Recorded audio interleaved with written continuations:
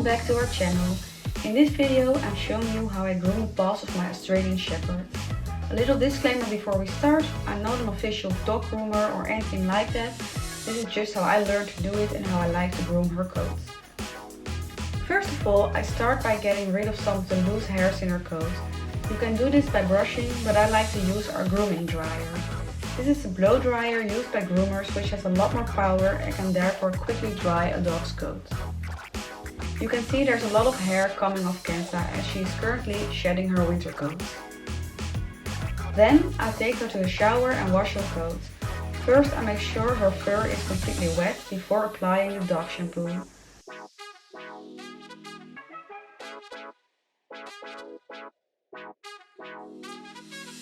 I make sure to massage the shampoo well into her coat and pay extra attention to her paws.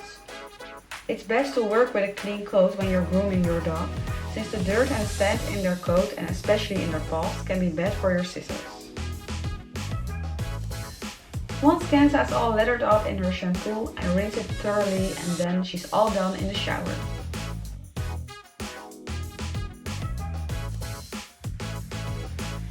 I then take her back outside and go in again with the grooming dryer. With this dryer it takes about 10 minutes to get her completely dry. You can see how much hair is still coming out of her coat.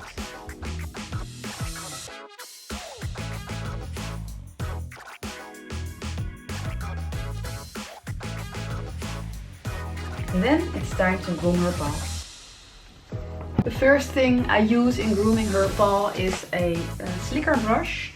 It's not necessary, but it does make it a lot easier. So what I do is I gently brush the hairs with this brush in the opposite direction.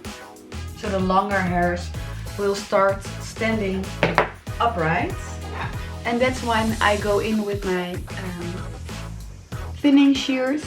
This will help to cut the hairs of the paws in a more natural way, because you won't cut off everything but only a small part of the hairs that you're trying to cut at that moment. So if you don't have a slicker brush, you can just pluck the hairs a little bit upright with your hands, and then I just take the hairs in between my fingers so I don't actually cut into her paw, and I cut the hairs above my fingers, and that's what I will do for the first part. If the hairs are still a little bit longer, you can actually cut it like a safe amount above their paw to make sure you don't cut into their paws. When they start to get shorter, it will be the safer choice to cut the hairs in between your fingers.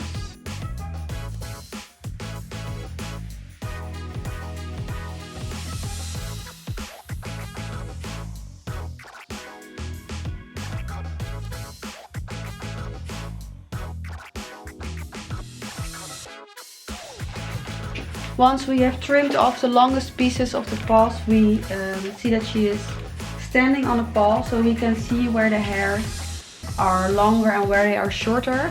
And I will go in with my regular scissors to trim along those edges to make sure all the hairs will fall in the same line. When doing this, I will go all the way around the paw, starting at the back, cutting it around the line until here.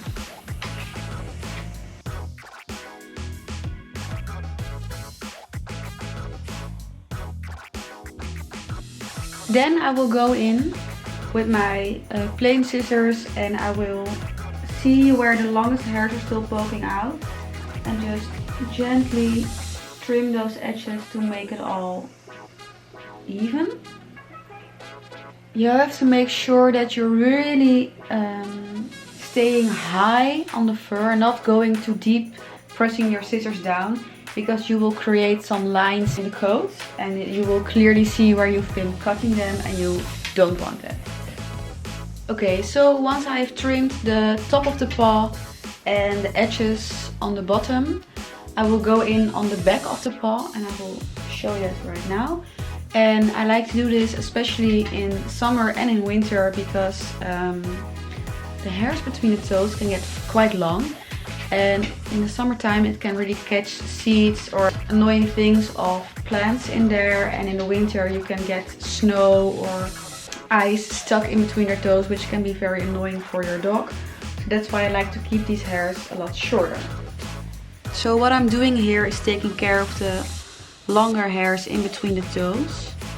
You have to be very careful that you're not cutting or poking into the toes and the soft cushions on their toes. So here you see the end result and a side-by-side comparison with the paw that hasn't been groomed yet.